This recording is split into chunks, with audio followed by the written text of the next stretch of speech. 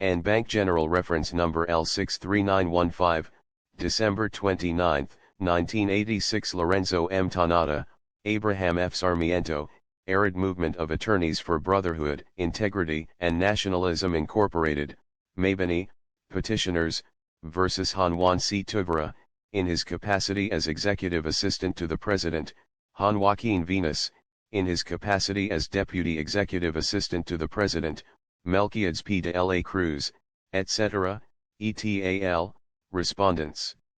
Resolution CRUZ, J. Due process was invoked by the petitioners in demanding the disclosure of a number of presidential decrees which they claimed had not been published as required by law. The government argued that while publication was necessary as a rule, it was not so when it was otherwise provided, as when the decrees themselves declared that they were to become effective immediately upon their approval. In the decision of this case on April 24, 1985, the court affirmed the necessity for the publication of some of these decrees, declaring in the dispositive portion as follows: wherefore, the court hereby orders respondents to publish in the official gazette all unpublished presidential issuances which are of general application, and unless so published, they shall have no binding force and effect. The petitioners are now before us again, this time to move for reconsideration/clarification of that decision. Specifically, they ask the following questions: 1. What is meant by law of public nature or general applicability? 2. Must a distinction be made between laws of general applicability and laws which are not? 3. What is meant by publication? 4. Where is the publication to be made? 5. When is the publication to be made? Resolving their own doubts, the petitioners suggest that there should be no distinction between laws of general applicability and those which are not, that publication means complete publication, and that the publication must be made forthwith in the official gazette. In the comment required of the then Solicitor General, he claimed first that the motion was a request for an advisory opinion and should therefore be dismissed, and, on the merits, that the clause unless it is otherwise provided in Article 2 of the Civil Code meant that the publication required therein was not always imperative, that publication, when necessary, did not have to be made in the official gazette, and that in any case the subject decision was concurred in only by 3 justices, and consequently not binding. This elicited a reply refuting these arguments. Came next the February Revolution, and the court required the new Solicitor General to file a rejoinder in view of the supervening events, under Rule 3, Section 18, of the Rules of Court. Responding, he submitted that issuances intended only for the internal administration of a government agency or for particular persons did not have to be published, that publication when necessary must be in full and in the official gazette, and that, however, the decision under reconsideration was not binding because it was not supported by 8 members of this court. The subject of contention is Article 2 of the Civil Code, providing as follows: Article 2. Laws shall take effect after 15 days following the completion of their publication in the official gazette, unless it is otherwise provided. This code shall take effect 1 year after such publication. After a careful study of this provision and of the arguments of the parties, both on the original petition and on the instant motion, we have come to the conclusion, and so hold, that the clause unless it is otherwise provided refers to the date of effectivity and not to the requirement of publication itself, which cannot in any event be omitted. This clause does not mean that the legislature may make the law effective immediately upon approval, or on any other date, without its previous publication. Publication is indispensable in every case, but the legislature may in its discretion provide that the usual 15-day period shall be shortened or extended. An example, as pointed out by the present Chief Justice in his separate concurrence in the original decision, is the Civil Code, which did not become effective after 15 days from its publication in the official gazette but 1 year after such publication. The general rule did not apply because it was otherwise provided. It is not correct to say that under the disputed clause publication may be dispensed with altogether. The reason is that such omission would offend due process insofar as it would deny the public knowledge of the laws that are supposed to govern it. Surely, if the legislature could validly provide that a law shall become effective immediately upon its approval notwithstanding the lack of publication, or after an unreasonably short period after publication, it is not unlikely that persons not aware of it would be prejudiced as a result, and they would be so not because of a failure to comply with it but simply because they did not know of its existence. Significantly, this is not true only of penal laws as is commonly supposed. One can think of many non-penal measures, like a law on prescription, which must also be communicated to the persons they may affect before they can begin to operate. We note at this point the conclusive presumption that every person knows the law, which of course presupposes that the law has been published if the presumption is to have any legal justification at all. It is no less important to remember that Section 6 of the Bill of Rights recognizes the right of the people to information on matters of public concern, and this certainly applies to, among others, and indeed especially, the legislative enactments of the government. The term laws should refer to all laws and not only to those of general application, for strictly speaking all laws relate to the people in general, albeit there are some that do not apply to them directly. An example is a law granting citizenship to a particular individual, like a relative of President Marcos who was decreed instant naturalization. It surely cannot be said that such a law does not affect the public, although it unquestionably does not apply directly to all the people. The subject of such law is a matter of public interest which any member of the body politic may question in the political forums or, if he is a proper party, even in the courts of justice. In fact, a law without any bearing on the public would be invalid as an intrusion of privacy or as class legislation or as an ultra vires act of the legislature. To be valid, the law must invariably affect the public interest even if it might be directly applicable only to one individual, or some of the people only, and not to the public as a whole. We hold therefore that all statutes, including those of local application and private laws, shall be published as a condition for their effectivity, which shall begin 15 days after publication unless a different effectivity date is fixed by the legislature. Covered by this rule are presidential decrees and executive orders promulgated by the President in the exercise of legislative powers whenever the same are validly delegated by the legislature or, at present, directly conferred by the Constitution. Administrative rules and regulations must also be published if their purpose is to enforce or implement existing law pursuant also to a valid delegation. Interpretative regulations and those merely internal in nature, that is, regulating only the personnel of the administrative agency and not the public, need not be published. Neither is publication required of the so-called letters of instructions issued by administrative superiors concerning the rules or guidelines to be followed by their subordinates in the performance of their duties. Accordingly, even the charter of a city must be published notwithstanding that it applies to only a portion of the national territory and directly affects only the inhabitants of that place. All presidential decrees must be published, including even, say, those naming a public place after a favored individual or exempting him from certain prohibitions or requirements. The circulars issued by the Monetary Board must be published if they are meant not merely to interpret but to fill in the details of the Central Bank Act which that body is supposed to enforce.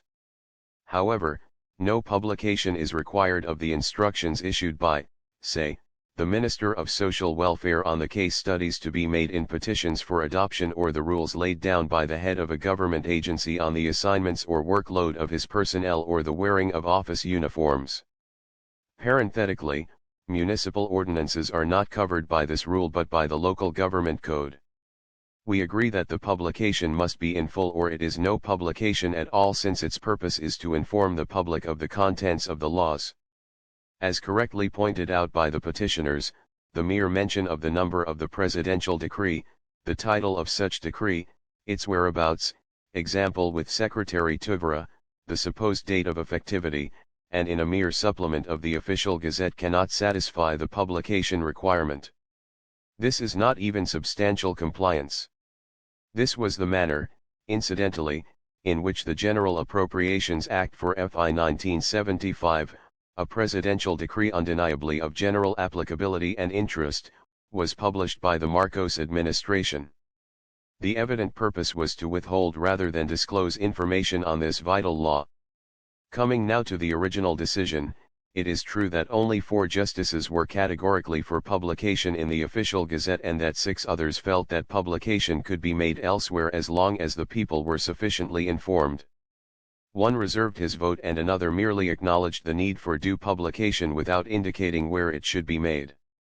It is therefore necessary for the present membership of this court to arrive at a clear consensus on this matter and to lay down a binding decision supported by the necessary vote.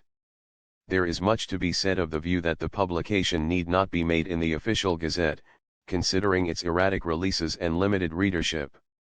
Undoubtedly, newspapers of general circulation could better perform the function of communicating the laws to the people, as such periodicals are more easily available, have a wider readership, and come out regularly. The trouble, though, is that this kind of publication is not the one required or authorized by existing law. As far as we know, no amendment has been made of Article 2 of the Civil Code. The Solicitor General has not pointed to such a law, and we have no information that it exists. If it does, it obviously has not yet been published. At any rate, this court is not called upon to rule upon the wisdom of a law or to repeal or modify it if we find it impractical. That is not our function. That function belongs to the legislature. Our task is merely to interpret and apply the law as conceived and approved by the political departments of the government in accordance with the prescribed procedure. Consequently, we have no choice but to pronounce that under Article 2 of the Civil Code, the publication of laws must be made in the official gazette, and not elsewhere, as a requirement for their effectivity after 15 days from such publication or after a different period provided by the legislature. We also hold that the publication must be made forthwith, or at least as soon as possible, to give effect to the law pursuant to the said Article 2. There is that possibility, of course, although not suggested by the parties, that a law could be rendered unenforceable by a mere refusal of the executive, for whatever reason, to cause its publication as required. This is a matter, however, that we do not need to examine at this time. Finally, the claim of the former Solicitor General that the instant motion is a request for an advisory opinion is untenable, to say the least, and deserves no further comment. The days of the secret laws and the unpublished decrees are over. This is once again an open society, with all the acts of the government subject to public scrutiny and available always to public cognizance. This has to be so if our country is to remain democratic, with sovereignty residing in the people and all government authority emanating from them. Although they have delegated the power of legislation, they retain the authority to review the work of their delegates and to ratify or reject it according to their lights, through their freedom of expression and their right of suffrage. This they cannot do if the acts of the legislature are concealed. Laws must come out in the open in the clear light of the sun instead of skulking in the shadows with their dark, deep secrets. Mysterious pronouncements and rumored rules cannot be recognized as binding unless their existence and contents are confirmed by a valid publication intended to make full disclosure and give proper notice to the people. The furtive law is like a scabbarded saber that cannot feint, parry, or cut unless the naked blade is drawn. Wherefore, it is hereby declared that all laws as above defined shall immediately upon their approval, or as soon thereafter as possible, be published in full in the official gazette, to become effective only after 15 days from their publication, or on another date specified by the legislature, in accordance with Article 2 of the Civil Code. So ordered. T. Honky, C.J., Faria, Yap, Narvaeza, Milencio Herrera, Alampe, Gutierrez, Jr., and Parras, J.J., concur.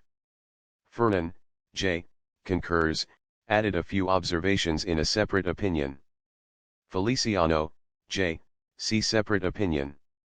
Concurring opinion Fernan, J., while concurring in the court's opinion penned by my distinguished colleague, Mr. Justice Isagani A. CRUZ, I would like to add a few observations. Even as a member of the defunct Batasang Pambansa, I took a strong stand against the insidious manner by which the previous dispensation had promulgated and made effective thousands of decrees, executive orders, letters of instructions, etc. Never has the lawmaking power which traditionally belongs to the legislature been used and abused to satisfy the whims and caprices of a one-man legislative mill as it happened in the past regime. Thus, in those days, it was not surprising to witness the sad spectacle of two presidential decrees bearing the same number, although covering two different subject matters. In point is the case of two presidential decrees bearing number 1686 issued on March 19, 1980, one granting Philippine citizenship to Michael M. Quian, the then president's nephew, and the other imposing a tax on every motor vehicle equipped with air conditioner. This was further exacerbated by the issuance of PD No. 1686A also on March 19, 1980, granting Philippine citizenship to basketball players Jeffrey Moore and Dennis George Still. The categorical statement by this court on the need for publication before any law may be made effective seeks to prevent abuses on the part of the lawmakers and, at the same time, ensures to the people their constitutional right to due process and to information on matters of public concern. Concurring opinion Feliciano, J. I agree entirely with the opinion of the court so eloquently written by Mr. Justice Isagani A. Cruz. At the same time, I wish to add a few statements to reflect my understanding of what the court is saying.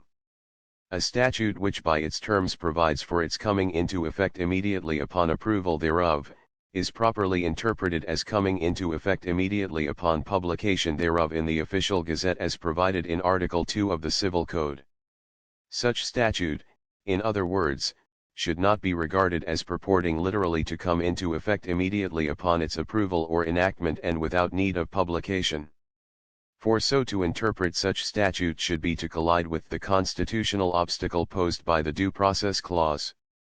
The enforcement of prescriptions which are both unknown to and unknowable by those subjected to the statute, has been throughout history common tool of tyrannical governments. Such application and enforcement constitute at bottom a negation of fundamental principle of legality in the relations between a government and its people. At the same time, it is clear that the requirement of publication of a statute in the official gazette, as distinguished from any other medium such as a newspaper of general circulation, is embodied in a statutory norm and is not a constitutional command. The statutory norm is set out in Article 2 of the Civil Code and is supported and reinforced by Section 1 of Commonwealth Act No. 638 and Section 35 of the Revised Administrative Code. A specification of the official gazette as the prescribed medium of publication may therefore be changed. Article 2 of the Civil Code could, without creating a constitutional problem, be amended by a subsequent statute providing, for instance, for publication either in the official gazette or in a newspaper of general circulation in the country.